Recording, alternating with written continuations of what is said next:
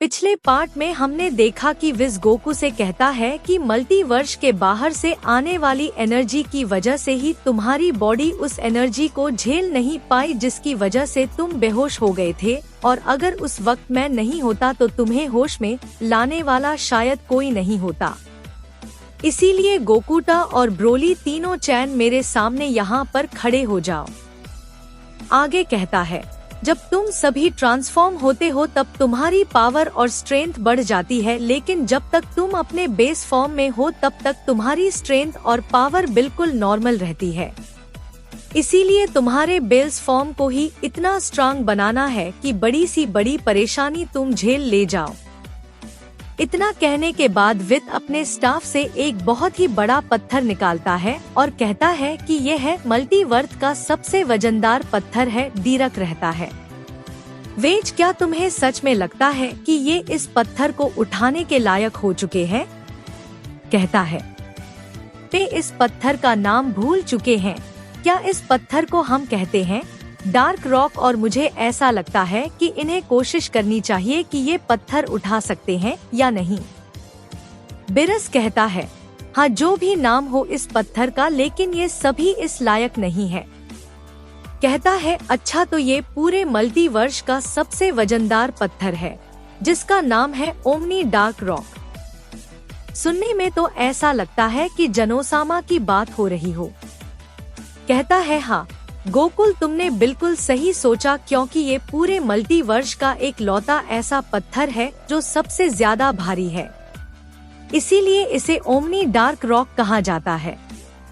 हम देखते हैं कि अपनी स्टाफ से एक सरफेस बनाता है जो ओमनी डार्क रॉक के वेट को उठा सके, नहीं तो बीरज के प्लेनेट पर एक बहुत बड़ा सा होल हो जाएगा। आगे विस्कता है, तो सबसे पहले इस पत्थर को कौन उठाना चाहेगा? लेकिन उठाने के पहले मुझे इस पत्थर को हिला कर तो दिखाओ। इसके बाद हम देखते हैं कि इतना कहते ही ब्रोली और गोकू दोनों एक एक कदम पीछे हो जाते हैं। आगे बिस्क कहता है, तो सबसे पहले तुम हो जो इस ओमनी रॉक को उठाना चाहते हो। मेडिता कहता है, क्या? लेकिन मैंने कब कहा कि मैं इस पत्थर को सबसे पहले उठाने जा रहा हूँ? विद कहता है, तो फिर विजिटर तुम आगे क्यों आए हो? इसके बाद विजिटर देखता है कि गोकू और ब्रोली एक एक कदम पीछे हैं, तो विजिटर कहता है, क्या ये कब हुआ? गोकू कहता है, इसमें मैं क्या कर सकता हूँ?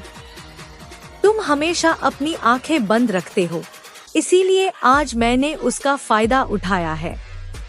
बस इसके बाद की तरफ दिखता है और ब्रोली कहता है, मैं तो बस को देखकर एक कदम पीछे हो गया था। गुस्सा दिखाते हुए कहता है, ठीक है, अब मैं जा रहा हूँ उठाने और तुम देखोगे कि एक प्रिंट किस तरह से पत्थर उठाकर दिखाता है। इतना कहने के बाद वेजिटर ब्लू गॉड में ट्रांसफॉर्म हो जाता है, लेकिन विद कहता है, तुम्हें इस पत्थर को उठाना है तो अपने बेस फॉर्म में उठाओ, क्योंकि यही है इसका नियम। कहता है, अच्छा ठीक है, मैं समझ गया।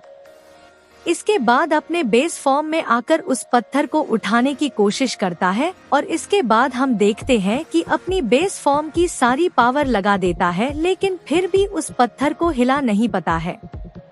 इसके बाद हम देखते हैं कि अपनी बेस फॉर्म की आखिरी लिमिट तक पहुंच जाता है, जिसकी वजह से उसकी बॉडी से बहुत सारी इलेक्ट्रिसिटी आ रही होती है, लेकिन तब भी उस पत्थर को हिला नहीं पाता है।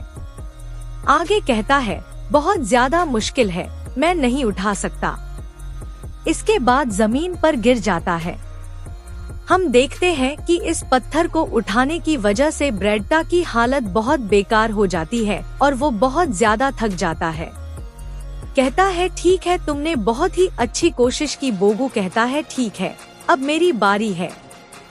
हम देखते हैं कि गोकू अपने बेस फॉर्म में बहुत ज्यादा ताकत लगा रहा होता है कि ताकि वो पत्थर को हिला सके, लेकिन तब भी गोकुल पत्थर को जरा सा भी नहीं ला पाता है।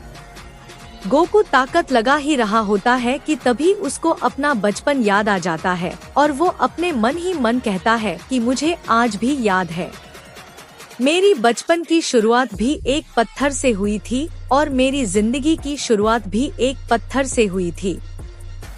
जब मैं मास्टर क्रेलियन के साथ ट्रेनिंग कर रहा था तब भी एक बड़े से पत्थर को मुझे हिलाकर दिखाना था और फिर मैंने हर दिन की कोशिश के बाद उस बड़े से पत्थर को हिलाकर दिखा दिया था और बहुत ही मेरी जिंदगी की पहली शुरुआत। और इस बार मेरी जिंदगी की शुरुआत किसी नॉर्मल पत्थर से नहीं बल्कि ओमनी डार्क रॉक से है। इसके बाद गो को मनी मन इतना सब कुछ कहने के बाद गो को अपनी पूरी ताकत लगा देता है और अपनी बेस फॉर्म की आखिरी लिमिट तक पहुंच जाता है। और हम देखते हैं कि बहुत ही ध्यान लगाकर ओमनी रॉक को देख रहा होता है। इसके बाद जिस नोटिस कर लेता है कि वो ओमनी रॉक कहीं ना कहीं से जरा सा हिला है, लेकिन इसके अलावा ये चीज और कोई नहीं देख पाता है। और विस्के इतना नोटिस करते ही गोकू जमीन पर गिर जाता है और बहुत ज्यादा थक जाता है। विद अपने मन ही मन कहता है, मुझे अपने आँखों पर पूरा यकीन है। ये पत्थर गोकू की वजह से कहीं ना कहीं थोड़ा सा ही सही लेकिन वो हिला था। इसके बाद विद मनी मना कर कहता है, लेकिन माहौल को देखते हुए मुझे नहीं लगता कि मुझे ये बात यहाँ पर कहनी चाहिए कि पत्थर जरा सा भी हिला था, क्योंकि कोई यकीन ही नहीं करेगा। कहता है, गोकू तुमने काफी अच्छी कोशिश की, अब ब्रॉली तुम्हारी बारी है। बीरस कहता है, अच्छा तो आप ब्रॉली कोशिश करेगा इस ओमनी रॉक को उठाने की है ना? वेद चिलाई कहती है, ब्रॉली तुम अच्छा कोशिश करना, ठीक है। विस कहता है, जी हाँ मैं लॉर्ड और ब्रॉली तुम्हें मैं बता देता हूँ कि तुम्हें बिना ट्रांसफॉर्म हुए इस रॉक को उठाने की कोशिश करनी है। ठीक है ब्रॉली कहता है, ठीक है मैं समझ गया। इसके बाद हम देखते हैं कि ट्रॉली उस पत्थर को उठाने की कोशिश करने लगता है, लेकिन ट्रॉली भी अपनी पूरी ताकत लगाता है, लेकिन उस पत्थर को जरा सा भी नहीं ला पाता है। और ये देखने के बाद डॉली अपने इकारी फॉर्म में चला जाता है।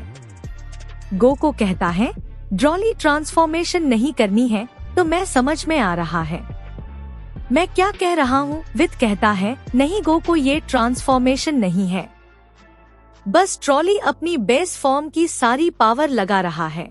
रोको रोको, आपके लिए अच्छी खबर है, कल फिर से नया एपिसोड आएगा, तो बने रहें। इस चैनल को सब्सक्राइब करें और इस वीडियो को लाइक करें। तब तक के लिए अल्लाह हाफिज।